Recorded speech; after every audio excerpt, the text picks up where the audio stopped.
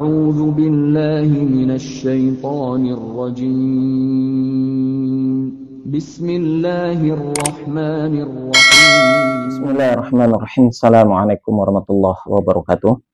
Alhamdulillahirabbil alamin. Salatu wassalamu ala asyrafil anbiya'i wal mursalin wa ala alihi wa sahbihi rasulillahi ajma'in. Rabbi shrah li sadri wa yassir li amri wa hlul 'uqdatam min lisani yafqahu qawli. Alhamdulillah, puji syukur kita ucapkan kehadirat Allah Subhanahu wa taala yang sampai hari ini Allah masih memberikan kesehatan kepada kita semua. Salawat dan salam kepada Nabi Allah Muhammad sallallahu alaihi wasallam. Allahumma shalli ala Muhammad wa ala ali Muhammad.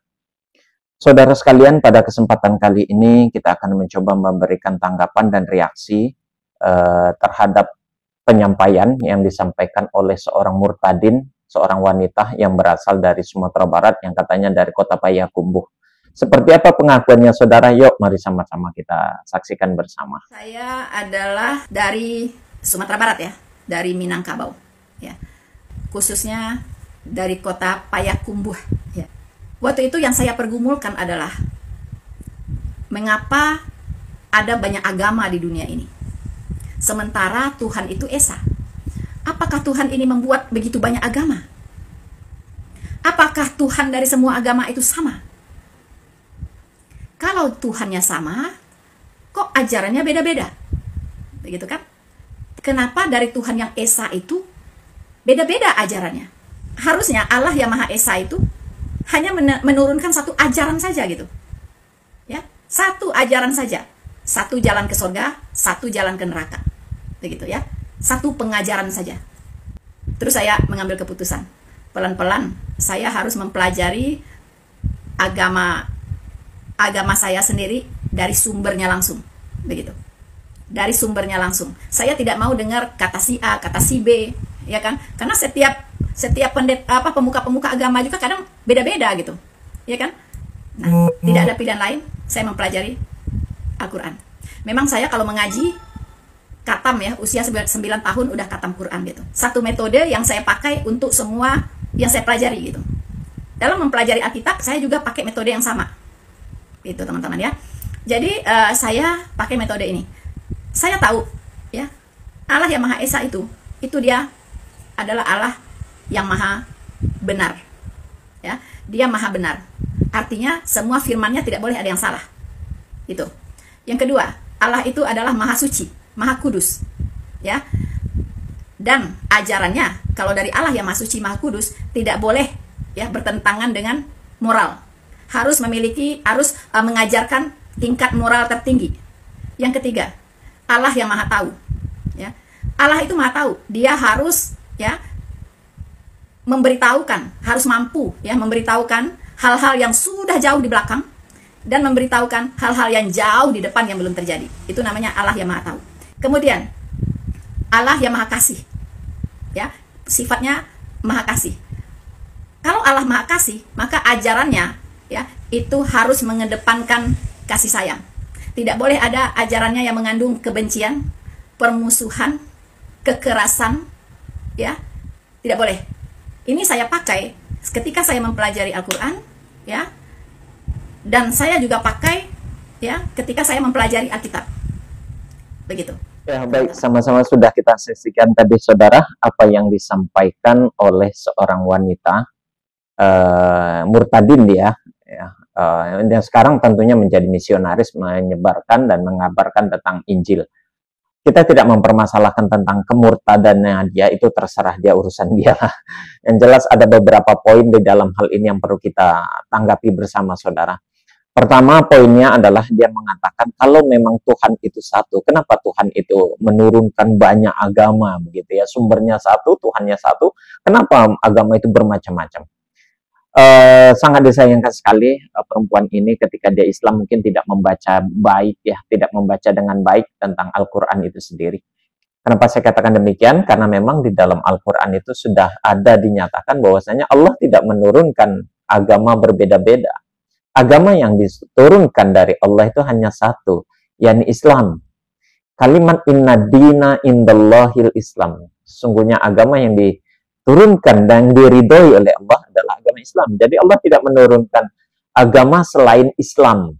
Ya, itu konsep yang ada di dalam Al-Qur'an. Bahkan kalau seandainya seorang murtadin ini, perempuan murtadin ini tadi waktu Islam dia membuka dengan baik dan membaca atau mempelajari Al-Qur'an dengan baik, saya yakin tidak demikian persepsi yang tumbuh di dalam pemikirannya itu ya. Kenapa saya katakan demikian? Di dalam Ali Imran ayat yang ke-84 juga di sana Allah sudah katakan bunyinya Qul amanna billah wa ma unzila alaina wa ma unzila ala Ibrahim wa Ismail wa Ishaq wa Yaqub wal asbat wa ma utiya Musa wa Isa wa nabiyuna min rabbihim la nufarriqu baina ahadin minhum wa nahnu lahu muslimun. Nah, itu ayatnya. Artinya, katakanlah Muhammad, kami beriman kepada Allah dan kepada apa-apa yang diturunkan kepada kami dan yang diturunkan kepada Nabi Ibrahim, kepada Ismail, kepada Ishak, kepada Yakub dan anak cucunya, dan apa yang diberikan kepada Musa, kepada Isa dan para nabi dari Tuhan mereka. Kami tidak membeda-bedakan seorang pun di antara mereka dan hanyalah kepadanya lah kami berserah diri. Wa nahnu lahu muslimun itu artinya kepadanya lah kami berserah diri, karena memang muslim itu artinya orang yang berserah diri kepada Allah. Jadi di dalam ayat ini dikatakan wa nahnu lahu muslimun, semua nabi itu mengaku dirinya beragama Muslim gitu loh, atau orang-orang Muslim atau beragama Islam. Hal ini juga dikuatkan oleh apa yang Allah terangkan di dalam surat Al-Hajj ayat 78. Apa dikatakan di sana? Ada potongan kalimatnya begini di dalam surat Al-Hajj itu, saudara sekalian. Huwa jatabakum wa ma ja'ala 'alaikum fid-dini min haraj millata abikum Ibrahim huwa sammakumul muslimina min qablu. Nah, ini menarik bahasanya. Dan tidak menjadikan kesukaran untukmu, dan dia tidak menjadikan kesukaran untukmu dalam beragama. Ikutilah agama nenek moyang Ibrahim.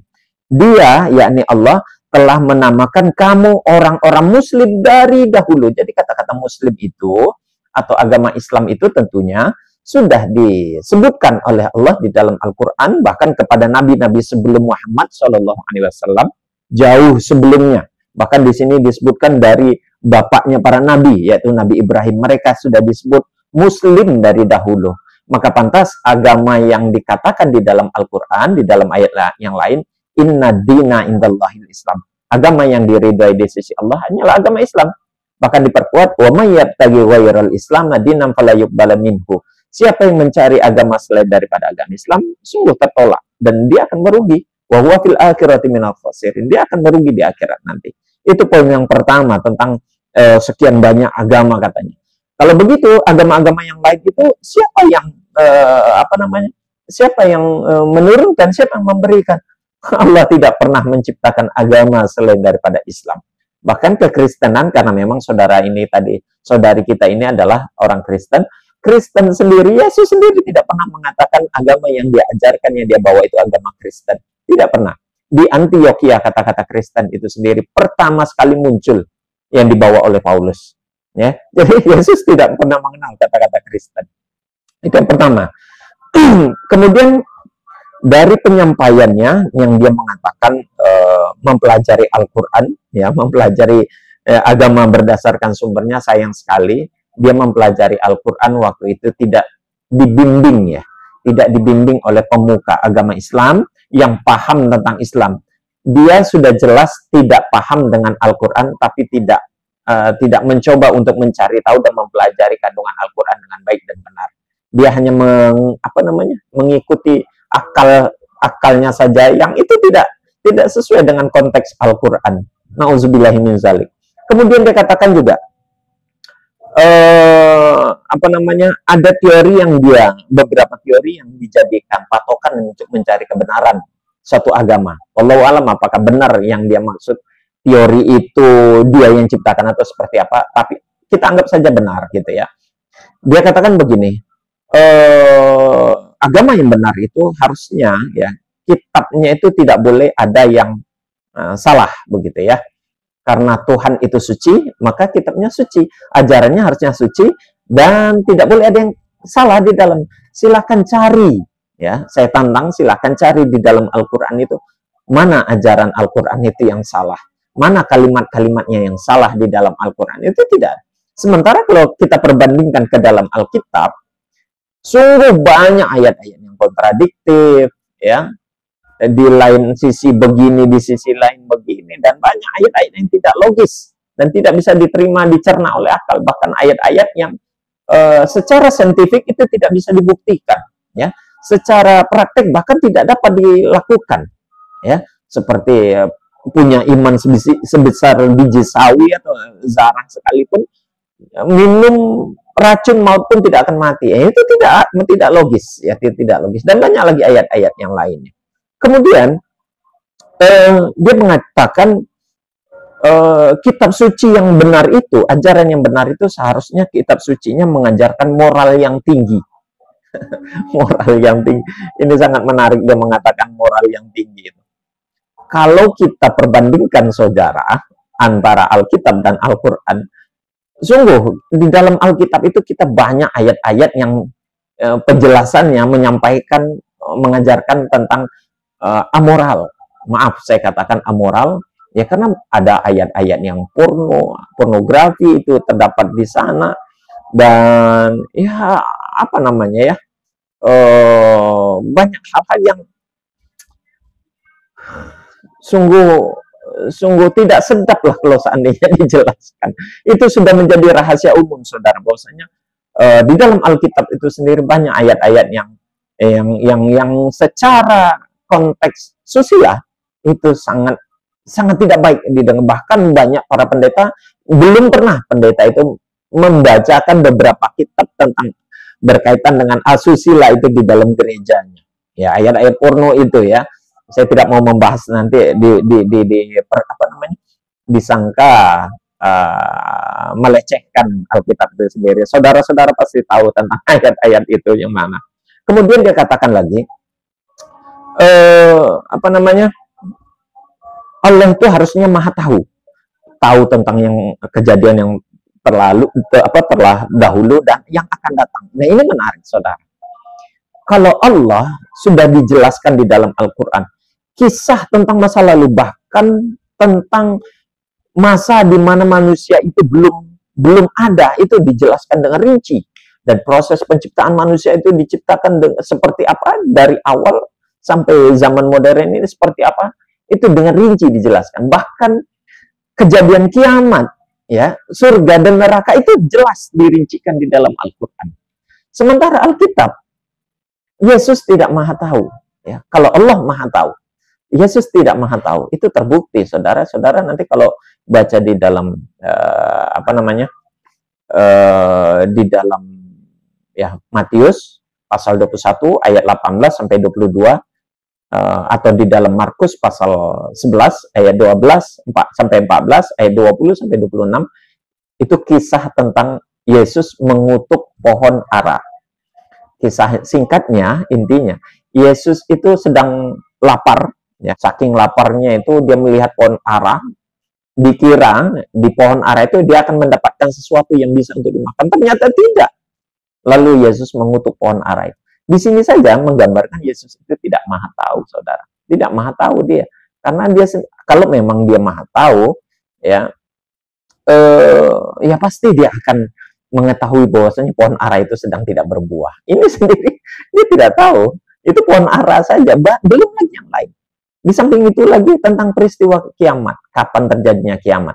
Di dalam Matius pasal 24 ayat 36, Yesus tidak tahu kapan terjadinya kiamat, tetapi tentang hari dan saat itu tidak seorang pun tahu, malaikat-malaikat di sorga tidak, dan anak pun tidak, hanya Bapa saja sendiri yang tahu, gitu, ya. Jadi Yesus itu tidak maha tahu dia. Jadi justru dia menampar mukanya sendiri, ya, menjelekkan tentang Tuhannya sendiri yang ada di dalam Alkitab.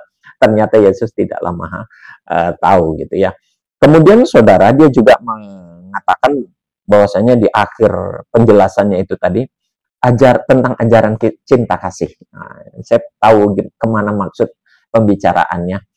Tidak ada ajaran yang secinta kasih Al-Quran, gitu, ya. Kalau dikatakan ini ajaran yang sangat digembor-gemborkan oleh saudara-saudara kita yang beragama Kristen, katanya Kristen itu adalah ajaran cinta kasih. Tidak, Yesus tidak membawa ajaran cinta kasih. Silakan dibuka di Matius pasal 10 ayat 34. Jangan kamu menyangka bahwa aku datang untuk membawa damai di atas bumi. Aku datang bukan untuk membawa damai, melainkan pedang. Artinya itu peperangan, perpecahan. Jadi Yesus bukan mengajarkan ajaran cinta kasih, justru mengajarkan tentang peperangan begitu ya. Kemudian di Lukas juga pasal 12 ayat 51 juga dikatakan, kamu menyangka bahwa aku datang untuk membawa damai di atas bumi? Bukan, kataku kepadamu, bukan damai, melainkan pertentangan. Jadi justru ajaran mana sekarang yang ajaran lebih cinta kasih? Yesus tidak pernah membawa ajaran cinta kasih. Ya, Islam boleh begitu banyak ajaran-ajaran cinta kasih itu disampaikan di dalam Al-Quran. Kalau yang dimaksud teroris, Islam tidak pernah mengajarkan tentang teroris. Islam tidak pernah mengajarkan tentang pembunuhan terhadap orang-orang yang di luar Islam dengan dengan brutal. Tidak pernah. Kalaupun ada, itulah doktrin-doktrin yang disampaikan oleh orang-orang di luar Islam karena tidak senang dengan keislaman. Demikian saudara, semoga ini bermanfaat dan menjadi pelajaran bagi kita bersama. Kita tutup dengan kafaratul majelis. Subhanakallahumma wa bihamdik, asyhadu an la ilaha illa anta, astaghfiruka wa atubu ilaik. Assalamualaikum warahmatullahi wabarakatuh.